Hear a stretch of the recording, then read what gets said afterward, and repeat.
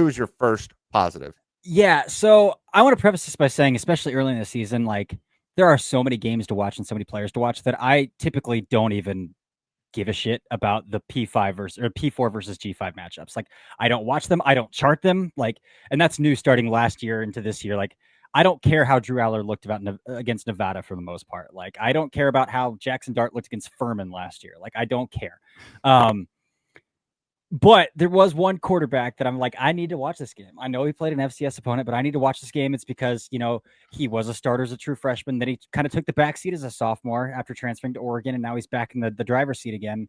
And that's Oregon's Dante Moore. And the fell for it again meme. Well, I'm ready to fall for it again award here because I'm ready to talk about another 19, 20-year-old quarterback who's probably not going to declare anyway. But I went back and I watched the Oregon Montana State game, and I did it predominantly because I really wanted to see, like, well, how did Isaiah World look? But then I just kept seeing Dante Moore get the ball out so fast, and I kept seeing Dante Moore put the ball on the money time and time again. And so, like, I went all the way back to the beginning of the game, and I was like, I'm gonna watch every single snap of Dante Moore here, and I can confidently say, again, Montana State, but I want to talk about it a little bit because it is his first start back in a starting role after opting to transfer and take a back seat, which isn't an easy thing for a high recruited quarterback to do.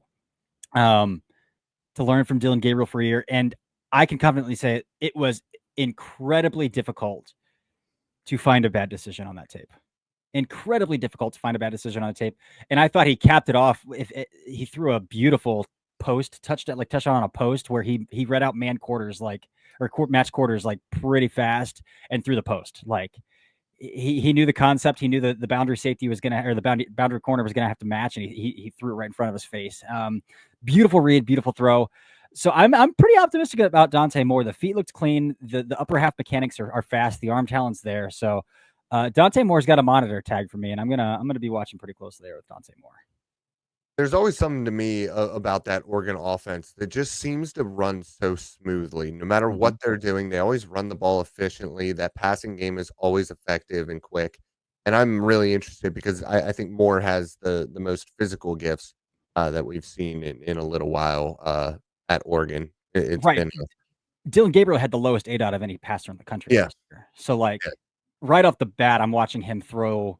And I even thought, like, Kenyon Sadiq didn't have a great game. Like, I thought Kenyon Sadiq had a couple balls he should have caught that were pretty on the money in that game as well. But, like, he's throwing the hook on mesh, which is, like, the third read, and he's getting there quick, and he's getting the ball out. He's throwing the wheel on, like, those little fake screen wheels, that's an easy scripted play, easy schemed up play there. But then, the post against match quarters, man, that really got me out of my seat a little bit there. So, pretty optimistic about Dante Moore after that one.